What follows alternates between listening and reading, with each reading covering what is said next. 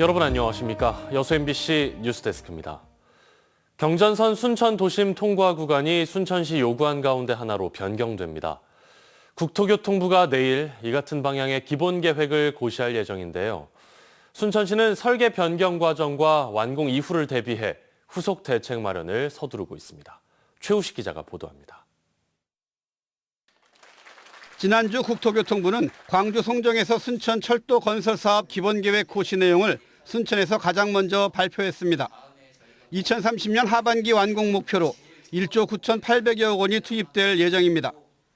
당장 올 하반기부터 기본 및 실시 설계가 시작되고 여기서 구체적인 노선이 확정되면 2025년 하반기에 공사가 시작됩니다. 벌교역에서 순천역까지의 그 사이를 어떻게 할지는 설계 과정에서 검토하겠다는 겁니다. 예, 그래서 많은 분들이 오해하고 계신 게 기본 계획에 노선도가 정교하게 들어가서 그대로 확정되는지 그걸 좀 의아해하시는데. 순천시는 현재 우회안과 일부 지하와 성산역 직결과 접속안 등 4가지 방안에 대한 검토를 요구했고 국토부는 이 가운데 하나를 택하겠다는 입장입니다. 예산 증액 문제도 이미 기재부와 협의가 시작됐는데 이는 정치적인 판단이 될 것으로 예상됩니다. 최종적으로는 대통령께서 아마도 이 정책에 대한 승인을 하셔야 될 겁니다. 왜? 이미 지난 정부에서 확정이 거의 되어 있는 사안입니다. 순천시는 곧바로 후속 대책 마련에 고심하고 있습니다. 우선 설계 과정에서 최상의 요구안이 반영될 수 있도록 노력하고 노선이 확정되면 신설역이나 기존역 등 역세권 개발 계획도 세워야 합니다. 또 폐선 부지가 생긴다면 취득 방안과 활용 방안도 강구해야 합니다. 또 순천시가 장기적으로 봤을 때 무엇을 해야 되냐, 저희들은 나름대로는 이제 검토를 하고 있습니다. 또 다른 여건이 또 변화가 온다면 그에 따라서 또 다른 또 투자를 해야 되는 그런 부분은 국토부하고 같이 이제 해결해 나가야 될 점입니다. 경전선 도심 구간 우회가 다음 달 개막하는 순천만 국제정원 박람회와 함께 장기적으로는 순천시 도시계획의 가장 큰 변수가 될 전망입니다. MBC 뉴스 최우식입니다. 지난해부터 역대급 가뭄이 이어지고 있는데요. 올해 들어서도 전남 지역의 가뭄 상황이 나아지지 않고 있습니다. 행정안전부에 따르면 전남의 최근 1년 누적 강수량은 920.9mm로 평년 대비 66.4%에 그쳤고 최근 6개월 강수량 또한 313.8mm로 평년의 84.9%에 머물고 있습니다. 전남 지역 저수지의 평균 저수율도 54.1%에 불과해 모내기철 이후까지 가뭄이 지속되면 농업용수 부족 현상이 본격화될 것으로 보입니다. 한편 신안과 완도, 진도군 일부 섬 지역에서는 비상급수를 실시하고 있습니다. 전라남도가 환경부에 중장기 가뭄 대책을 건의했습니다. 주요 사업은 광양만권 하수처리장 재이용 사업 1,181억 원과 여수국가산단 폐수 재이용 사업 940억 원, 완도 광역 상수도 공급 사업 863억 원 등입니다. 전라남도는 이와 함께 순천만 국가정원과 순천만 습지를 연결하는 도시생태축 복원 사업에 대한 지원을 환경부에 요청했습니다. 세차 맡기러 가는 번거로움도 덜고 비대면이라는 장점에 요즘 출장 세차 이용하는 분들 많습니다. 그런데 주차장 통행 불편 등 관련 민원도 적지 않아 대책이 필요하다는 목소리가 나오고 있습니다. 보도에 김단비 기자입니다. 여수의 한 아파트 지하 주차장. 빼곡히 주차된 차량들 틈에 흰색 승용차 한 대가 주차장 통로를 가로막고 있습니다. 자세히 보니 출장 세차 작업이 한창입니다. 또 다른 영상에는 세차용품을 실은 차량이 주차선을 무시한 채 공간을 차지하고 있는 모습이 담겨 있습니다. 아파트 지하 주차장에서 이뤄지는 출장 세차로 인한 민원이 입주민들 사이에서 제기되고 있습니다. 주민들은 통행에 불편함을 토로합니다. 차와 차 사이 좁은 틈에서 화학약품을 사용하다 보니 얼룩이 묻거나 긁히는 피해를 입는 경우도 있습니다. 여러 명에서 이제 세차를 하다 보니까 이제 옆에 있는 차들이 이제 고스란히 장스크래치도 많이 생기고 하다 보니 나중에 이제 확인해 보니까 화학약품 많이 묻어 있고. 지난 2021년 충남 천안의 한 아파트 지하 주차장에서 출장 스팀 세차 중 발생한 화재로 차량 600여 대가 타거나 그을려 43억 원의 손해가 발생하기도 했습니다. 이후 출장 세차를 아예 금지하는 아파트도 생겼습니다.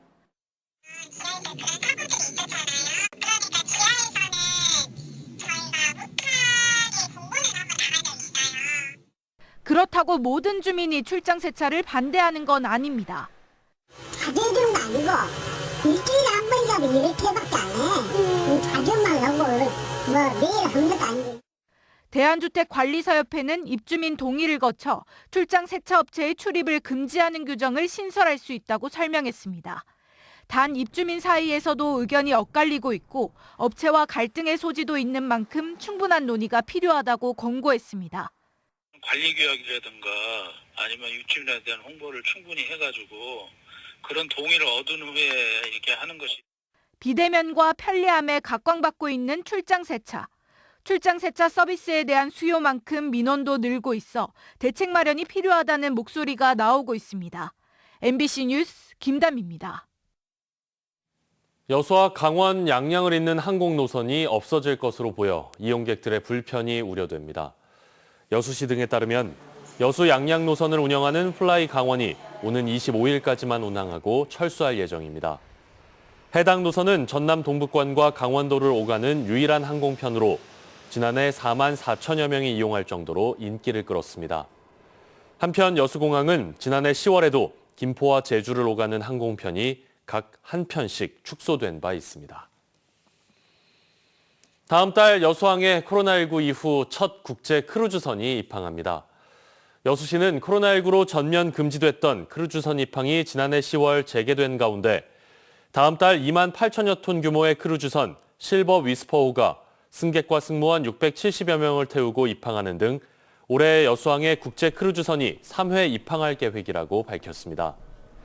시는 올해 여수항에 크루즈선이 잇따라 입항하면서 승객과 선원 등 모두 1,700여 명이 여수와 순천 등 지역의 주요 관광지를 방문해 지역경제 활성화에 도움이 될 것으로 기대하고 있습니다.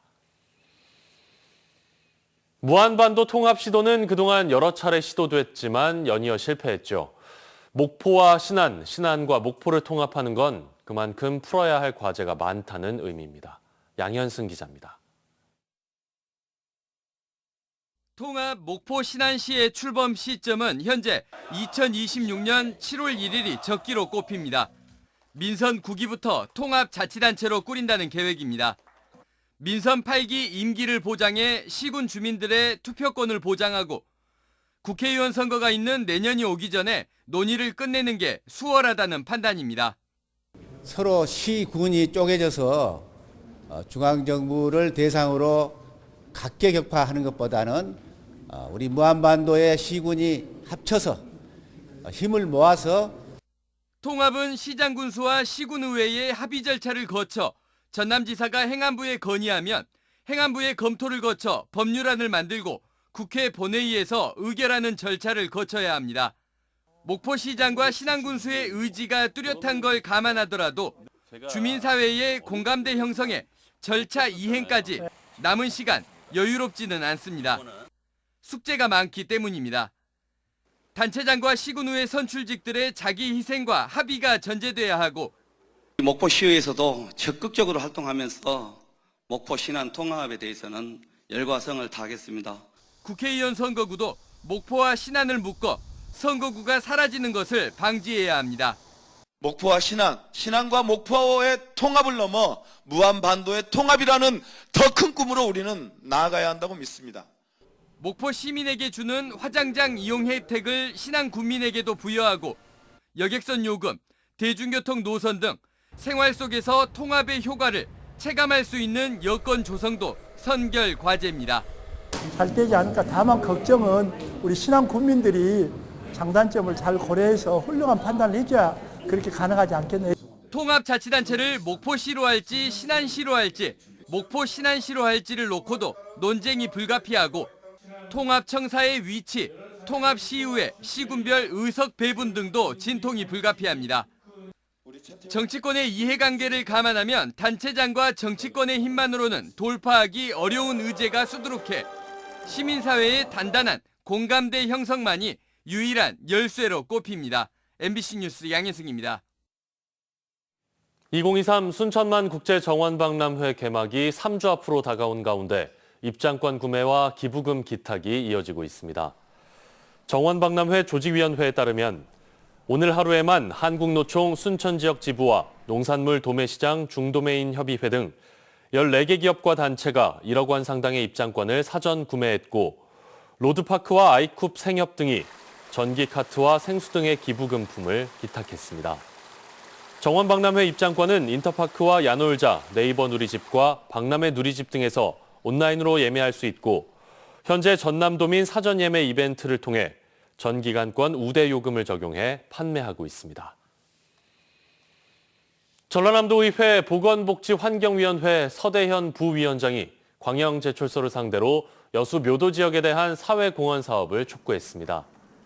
서 부위원장은 포스코가 광양시와 상생협력 방안을 논의하고 있지만 쇳가루 피해가 많은 여수 묘도동은 대상에 빠져 있다며 사회공헌 사업 등을 진행할 때 묘도동을 포함해야 한다고 주장했습니다. 이에 대해 포스코 측은 지난해 말 마을에 측정기를 설치하고 측정 결과를 주민들과 공유하고 있으며 올해는 공기청정기를 지급할 계획이라고 밝혔습니다.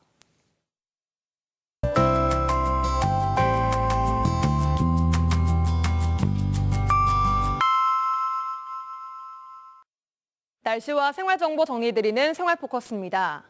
전남 지역에 사는 10명 중에 3명이 1인 가구인 것으로 나타났습니다.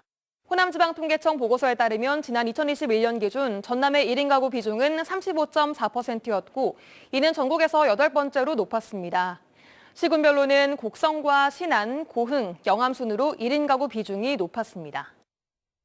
개막 후 사흘 동안 63만 명이 다녀간 매화축제를 즐길 수 있는 방법으로 광양 시티투어가 호응을 얻고 있습니다.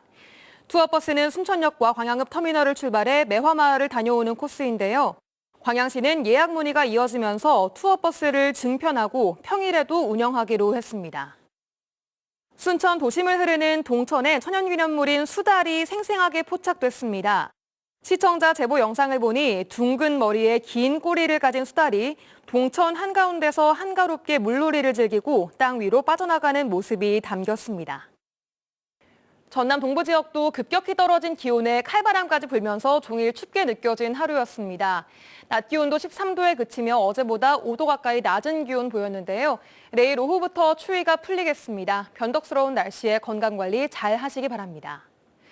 내일은 맑은 하늘과 함께 공기질도 무난하겠습니다. 자세한 지역별 기온 보시면 내일 아침 기온은 여수가 4도, 순천, 고흥, 영도로 낮게 출발합니다. 한낮 기온은 여수가 14도, 순천, 광양 16도로 오늘보다 3, 4도가량 오르겠습니다. 내일 해상에도 맑은 가운데 바다의 물결은 앞바다에서 0.5m, 먼바다에서는 최고 1.5m로 잔잔하게 일겠습니다. 여수의 내일 만조시간은 낮 12시 59분, 간조시간은 오전 7시 4분입니다. 지금까지 생활포커스 송유라였습니다. 순천시가 전국 관광지로는 처음으로 다음 달부터 무료 반려견 돌봄 서비스를 제공합니다. 순천시는 이번 정원박람회 기간 온라인으로 사전 예약을 받아 서문 반려견 놀이터에서 반려견 돌봄 서비스를 휴무 없이 운영한다고 밝혔습니다. 전문 직원이 상주하는 반려견 놀이터에서는 하루 최대 3시간 돌봄 서비스를 이용할 수 있고 반려동물 등록과 체중 12kg 미만, 예방접종 완료 등의 이용 기준을 충족하면 입장이 가능합니다. 여수시가 수산업 활성화를 위해 다양한 수산 시책들을 추진합니다. 여수시는 올해부터 소규모 어가와 선원 등 영세어업인들에게 연간 120만 원씩을 지원하는 기본형 수산공익직불제를 실시하고 연안 어선도 12척을 추가 감척할 계획입니다. 또 양식어업 분야의 자동화를 도모하고 고부가가치 어종인 돌돔과 보리새우 등 7종 240만 마리를 방류합니다. 이 밖에도 올해 말까지 50억 원을 투입해 가망만 해역 내 500헥타르의 양식어장과 공유수면 저질에 퇴적된 해양 폐기물도 수거, 처리할 방침입니다. 일제 강제동원 생존 피해자들이 정부의 제3자 대위 변제안을 거부하는 의사를 공식화했습니다. 미쓰비시 근로정신대 소송을 맡고 있는 소송 대리인 측은 2018년 대법원 판결로 확정된 양금덕, 김성주 할머니의 강제동원 위자료 채권과 관련해 제3자 변제를 허용하지 않는다는 내용의 내용 증명을 일제 강제동원 피해자 지원재단에 전달했습니다. 대리인들은 의뢰인들이 가지는 채권은 일본 정부의 불법 식민 지배와 일본 기업들의 반인도적인 불법 행위를 전제로 하는 위자료 청구권을 행사한 것이기 때문에 제3자가 채권자의 의사에 반해 함부로 변제해 소멸시켜도 되는 성질의 채권이 아니라고 강조했습니다. 지난해 큰 폭으로 늘었던 전남 지역 수출액이 올 들어 감소세로 돌아섰습니다. 지난 1월 전남의 수출액은 31억 8,300만 달러로 지난해 같은 기간과 비교해 12.5% 줄었습니다. 수출 품목 가운데 철강과 금속 광물, 석유화학 제품의 감소세가 두드러졌고 수출 효자였던 농수산물도 10% 이상 감소했습니다. 전라남도가 농촌체험 휴양마을을 활용해 100만 관광객 유치에 나섭니다. 전라남도는 한옥과 고택 등 숙박시설 개보수, 명상, 꽃차 만들기 등 치유 관광 상품 개발, 농어촌 민박 400곳의 소방 안전시설 설치 등을 지원할 예정입니다. 한편 지난해 전남 171개 농촌체험과 휴양마을에 87만 9천여 명의 관광객이 방문했습니다. 허가를 받지 않고 아파트 등을 숙박업소로 이용한 운영자들이 지자체에 적발됐습니다. 전라남도는 숙박 중개 플랫폼에 등록된 도내 100여 곳을 모니터링한 결과 불법 숙박 영업을 한 아파트 3곳과 오피스텔 2곳을 적발했다고 밝혔습니다. 전라남도는 해당 시설의 운영자들을 공중위생관리법 위반 혐의로 검찰에 송치할 예정입니다. 3월부터 7월 사이 안개가 짙게 끼는 농무기를 맞아 선박 안전사고에 주의가 필요합니다. 최근 3년간 여수해경 관할 해역에서 발생한 선박사고 807척 가운데 41.2%가 농무기에 발생했으며 특히 인명사고 발생 가능성이 높은 충돌과 침몰 등 6대 해양 사고가 44% 이상을 차지하는 것으로 나타났습니다. 여수해경은 기상 악화 시 무리한 운항을 자제하고 안전수칙을 반드시 준수할 것을 당부했습니다.